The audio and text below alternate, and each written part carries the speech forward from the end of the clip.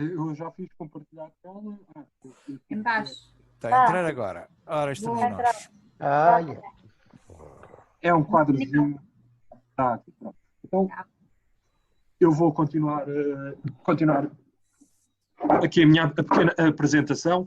Eu vou acelerar um pouco porque vou ver que ainda vou na sétima imagem das 20 que tinha e para não estar a ser nem maçudo, nem exaustivo com isto, vou fazer uma apresentação mais breve e se calhar depois o que propunha era se os senhores quisessem me colocar alguma questão, alguma dúvida, que não tinham tido a obra, ou que eu faça uma explicação um bocadinho maior ou mais pormenorizada de alguma delas, eu também terei todo o gosto, daquilo que sei, poder-lhes explicar ou clarificar alguma situação.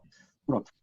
Esta obra que aqui tem a ver, que estão a ver, eu penso que as imagens chegam até vós com qualidade suficiente para perceberem o que é que são os objetos. Neste caso é um contentor de entulho virado de pernas para o ar, consegue-se perceber. Tem por baixo um colchão velho e depois está suspenso ali com uma trava, uma barra, que por sua vez tem uma corda presa na base e essa corda, que não se vê aqui na imagem, mas ela prolongava-se por todo o pátio do edifício e ia ter dentro da galeria de arte, que é toda a parte térrea deste edifício. Isto é da Fundação EDP, este pátio é da Fundação EDP no Porto.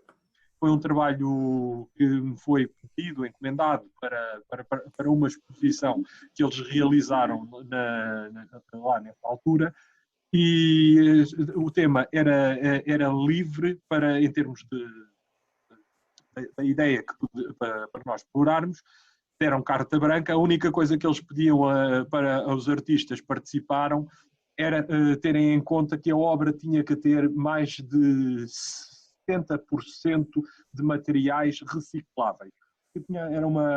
Era uma exposição que tinha a ver precisamente com isto, com a questão dos lixos, da recuperação, da reutilização, etc.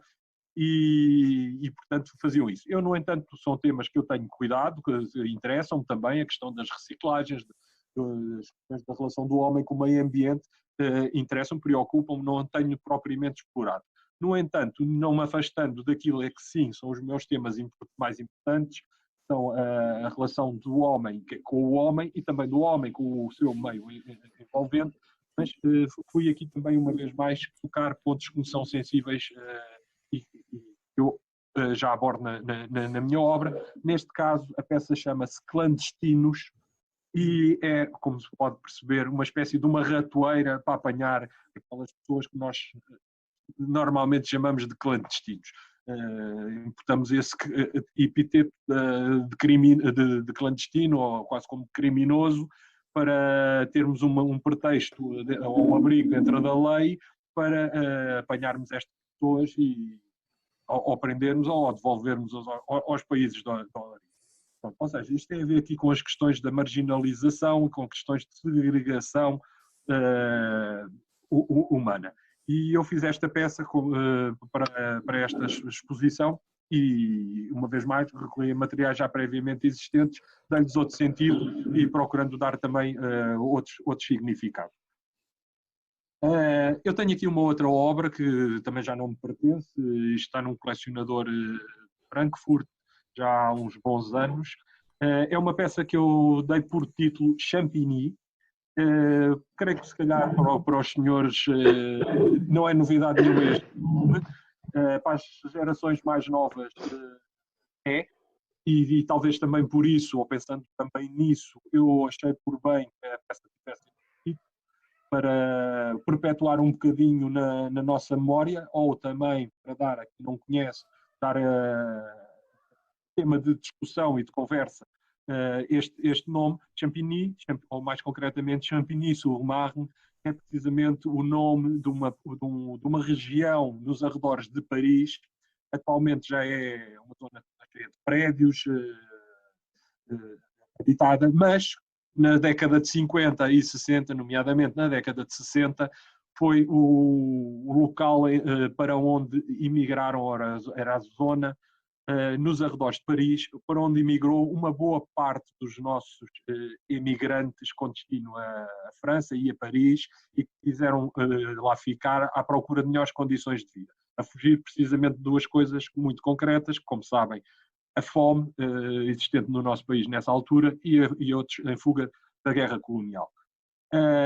Champigny-sur-Mer, nessa altura, eram nada mais, nada menos do que os arrabaldes da cidade, onde eram campos de terra batida, que não tinham infraestruturas, não tinham casas, não tinham nada, e foi onde precisamente os portugueses pobres que emigraram para Paris foram construir as suas barracas, os famosos bidonvilles.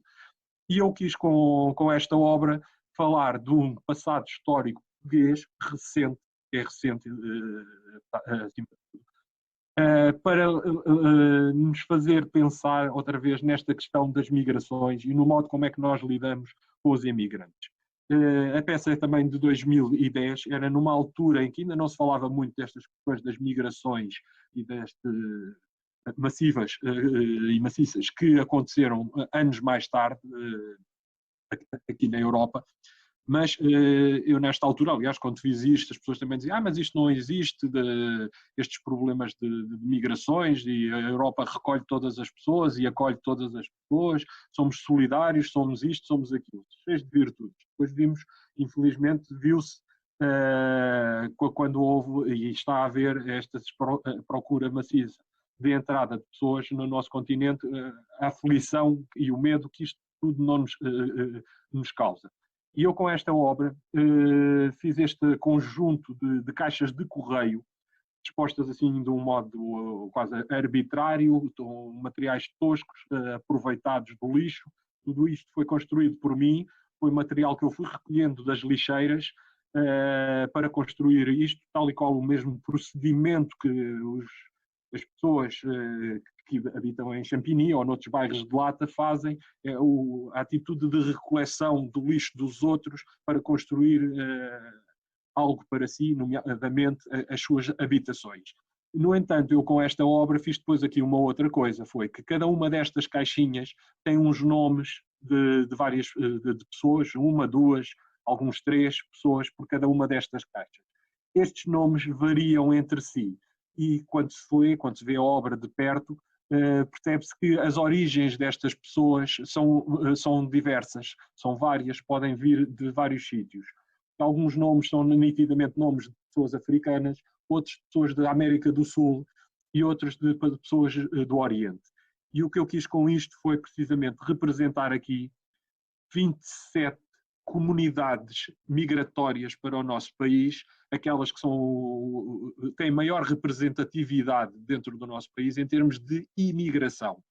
E estão aqui as 27 mais importantes. Eu fiz uma pesquisa de quais é que eram esses países migratórios para cá e quais é que eram esses países, os 27 com maior número de imigrantes. E eles estão aqui todos eles representados através dos seus nomes de origem.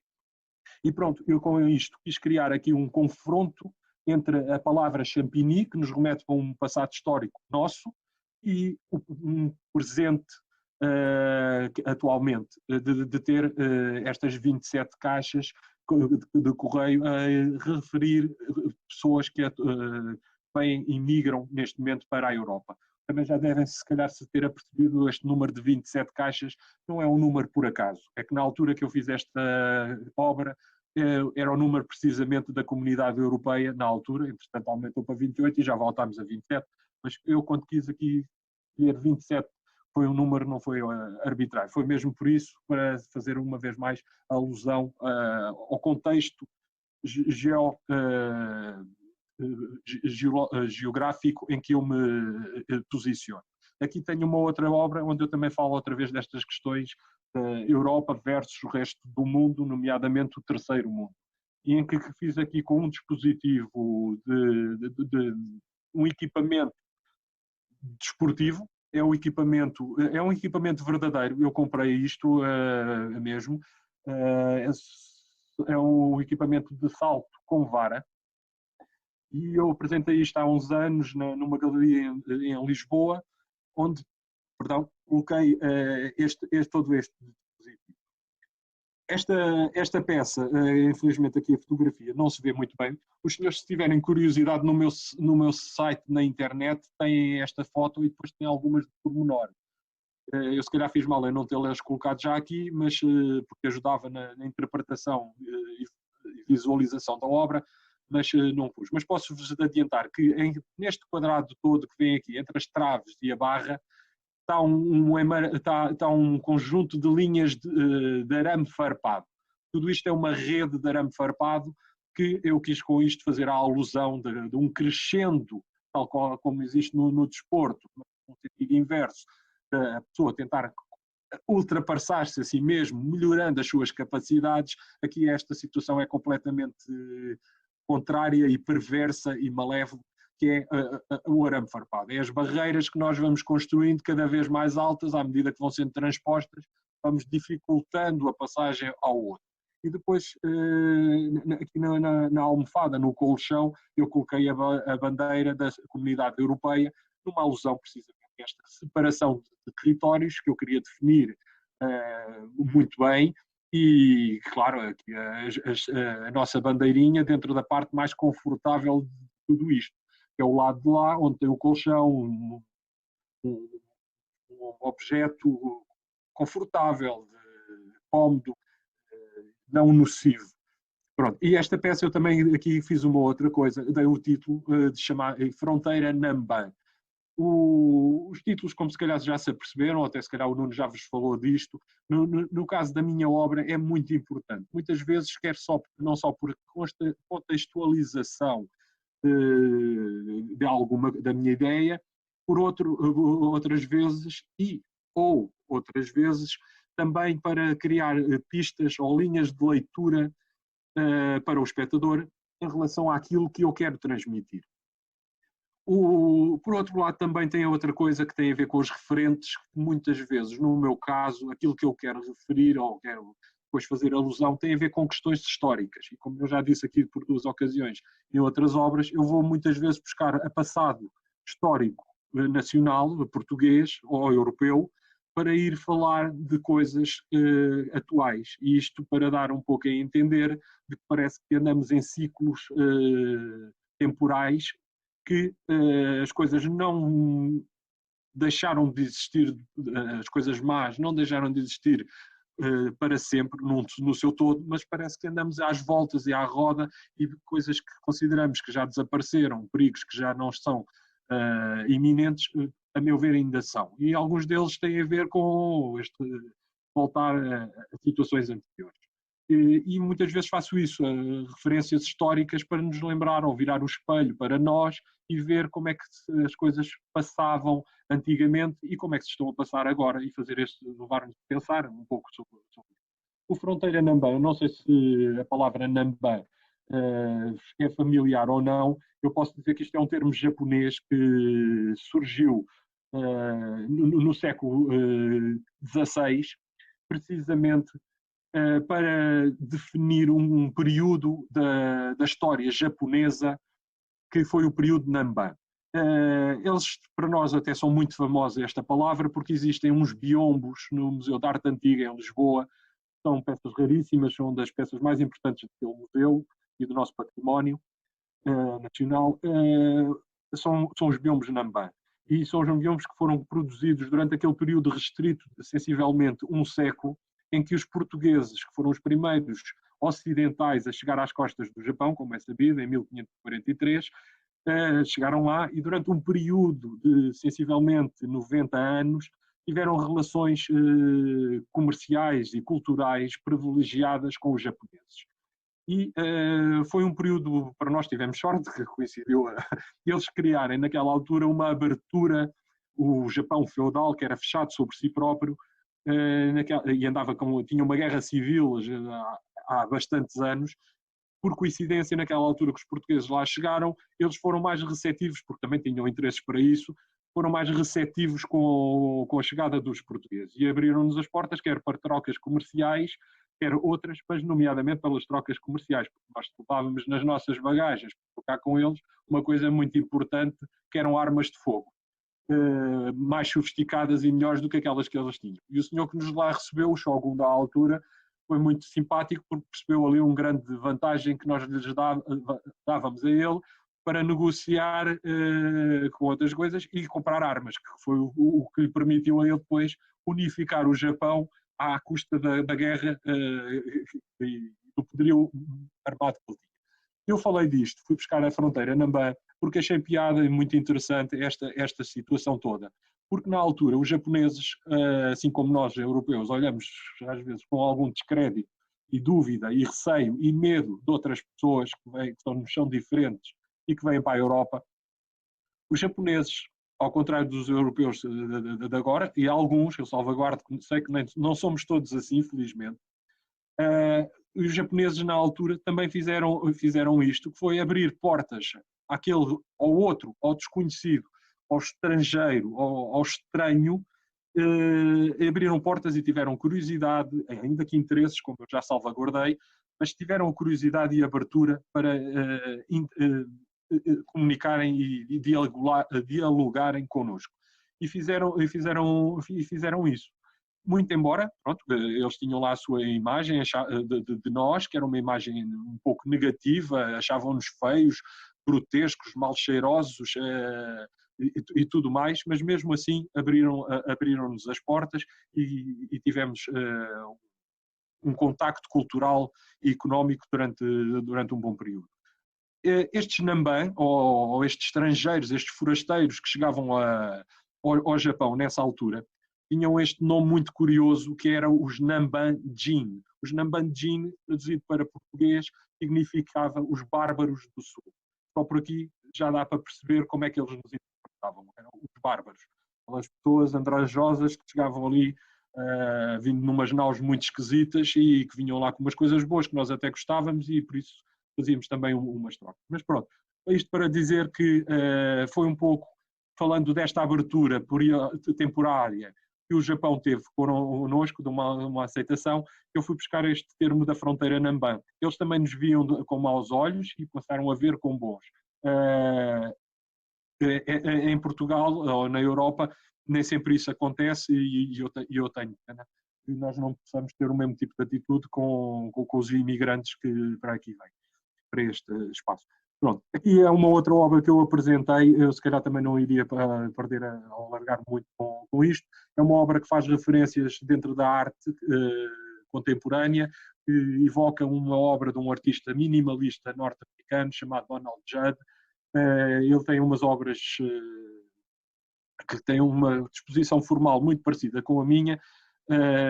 Isto é uma referência para quem conhece estas obras do Donald Judd, obviamente olha para aqui e identifica. Quem não conhece, pronto, se calhar agora também não é importante alargar para aí, mas o que eu quis aqui falar com isto foi dando este conjunto de malas velhas, malas de viagem, que eu dispus desta maneira na parede, quase como dando uma sensação de uma escada que vai para o céu e que faz uma evocação também da ideia um pouco de morte, mas também um pouco a ideia da ascensão, da procura de melhores condições de vida de algo ou alguém. E aqui a mala de viagem parece-me que é um elemento importante para remeter para duas coisas, a deslocação e a questão da imigração.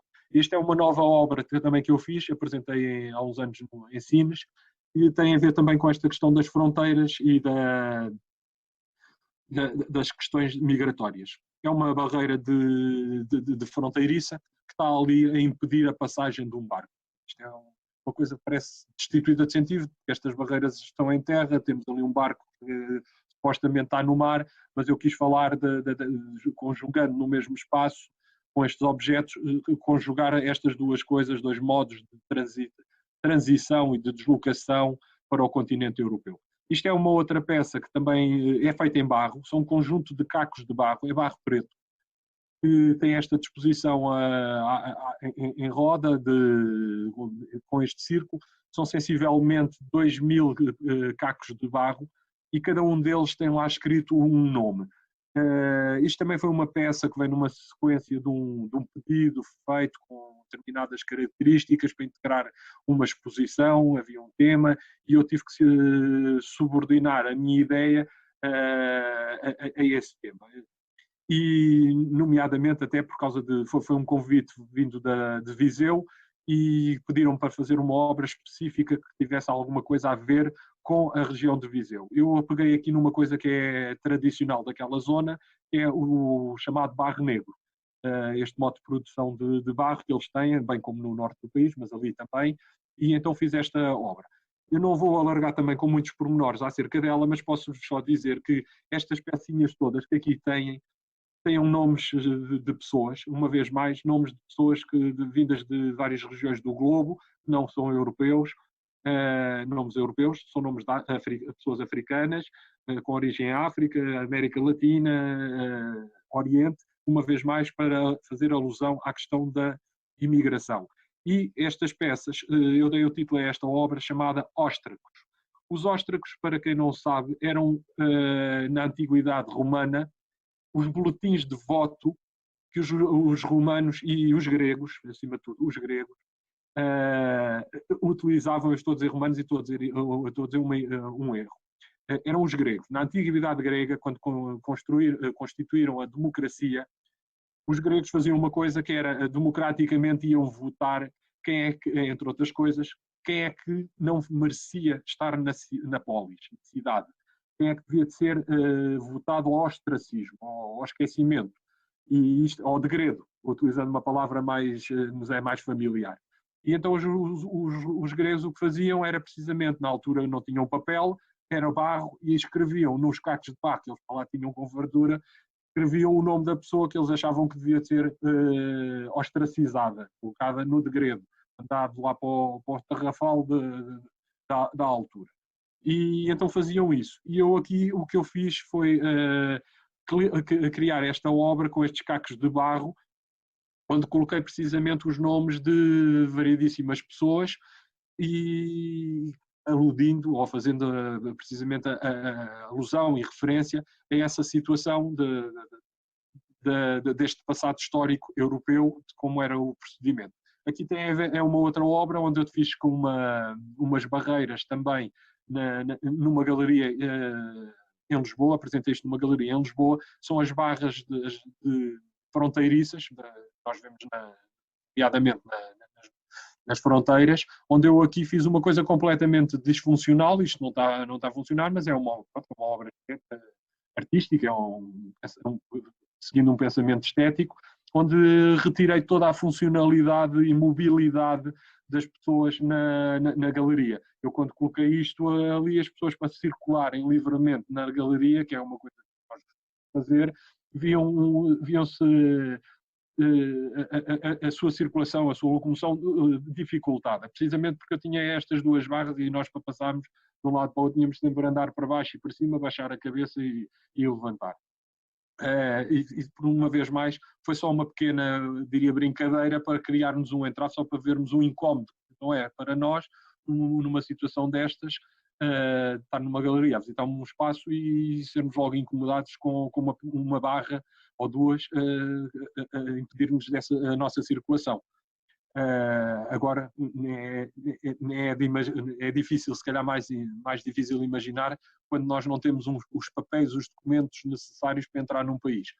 Pronto, aqui há uma outra obra onde eu recorri a um colchão para falar também destas questões das migrações, da precariedade de vida, das questões económicas das pessoas, onde eu fiz com este colchão dobrado na parede, quase como se fosse um barco salva-vidas, que está ali colocado, e é os pequenos haveres, supostamente pequenos haveres, de uma pessoa que procura deslocar de um sítio para o outro.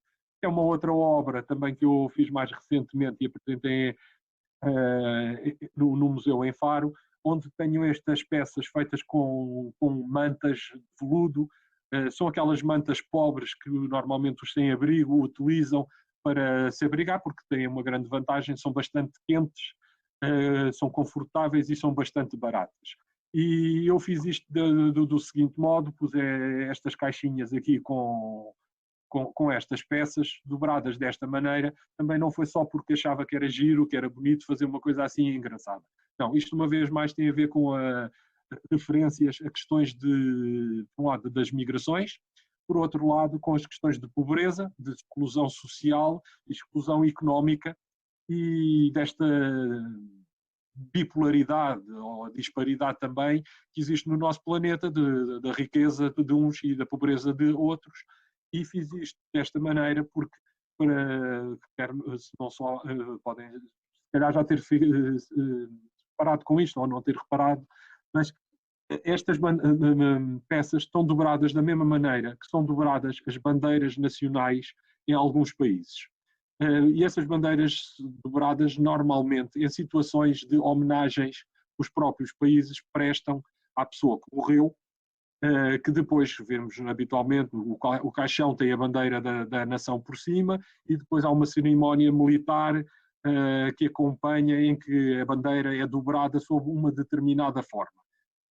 Forma é essa que em alguns dos países, como é o caso do Brasil ou dos Estados Unidos, é dobrada desta maneira. No caso português, só por curiosidade, é dobrada em quadrado, não é...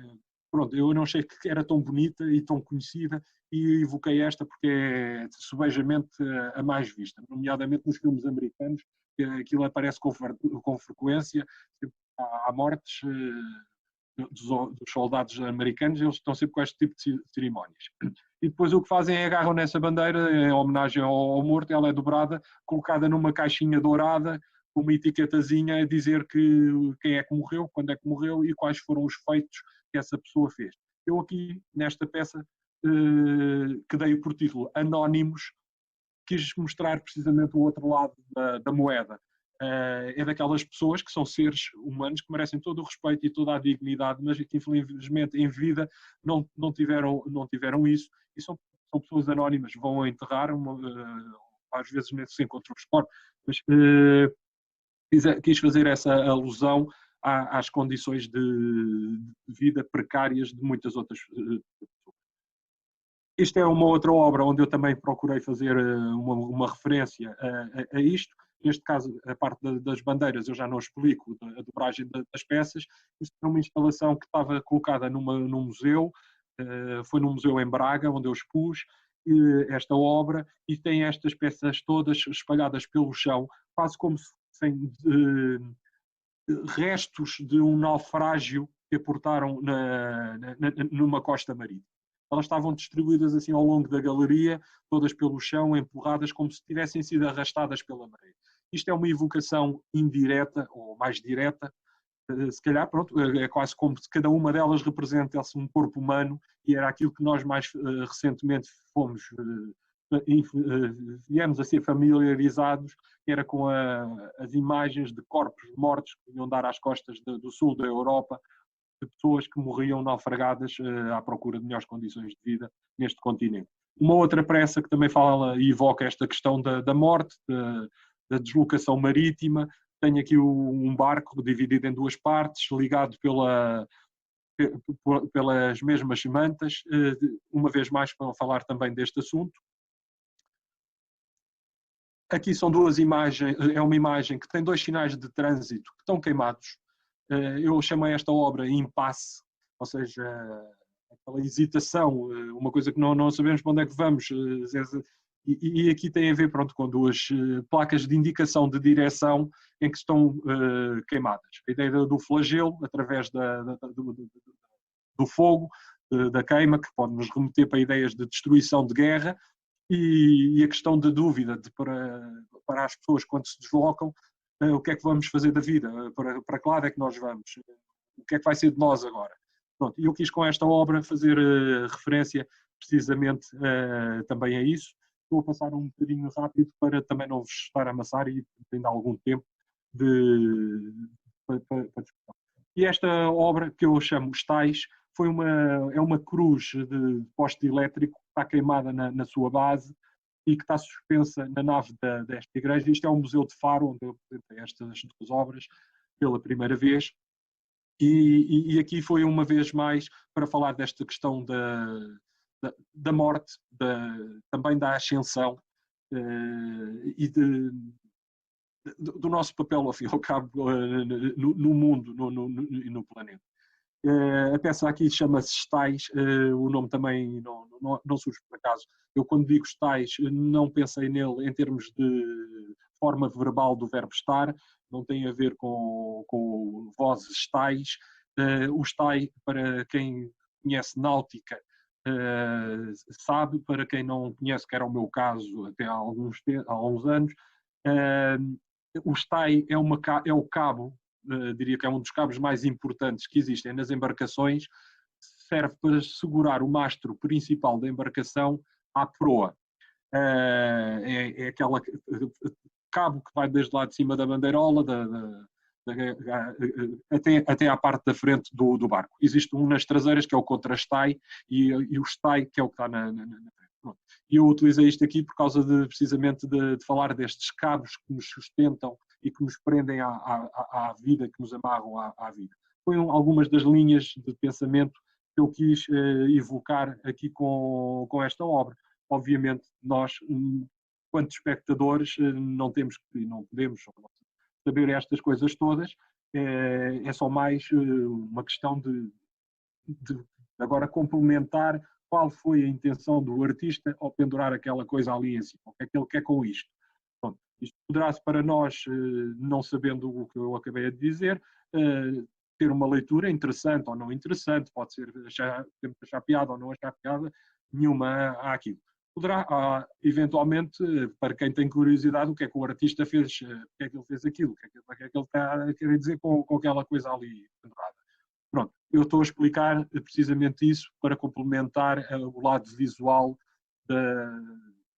do objeto e também precisamente porque foi o propósito e aquilo que o Nuno me pediu para fazer uma pequena apresentação das minhas motivações e modos de produção e explicação do trabalho. E pronto, eu dava-se por concluído agora, para começar mais.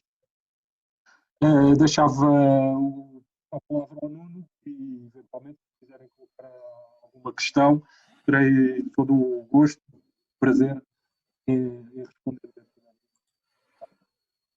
Duas questões. Uma só, Okay. uma curiosidade, esse cabo do estai é exatamente o cabo que segura a vela de estai, que é a vela triangular da frente das embarcações. Pronto, isso era Não, apenas por acaso não é. Não é. São mesmo cabos de telefone. Então a vela do estai não é segurada pelo cabo do estai? Ela é pelo estai. Eu aqui invoquei a fundação. Não, eu sei. Eu só estava a dizer, acrescentar era esta informação relativamente ao ok, mas eu preciso o material todo ele é telefónico. É um poste de telefone verdadeiro, com cabos de telefone, eu liguei ali. Isso é uma eletricidade, mas eu tive mais dificuldade em encontrar e até achei estes mais bonitos porque tem aquelas bonecas de cerâmica antiga e achei mais bonito. Mas sim, fui buscar o título por causa dessa ideia do cabo. Estás a falar para a direita, não se ouve. É verdade.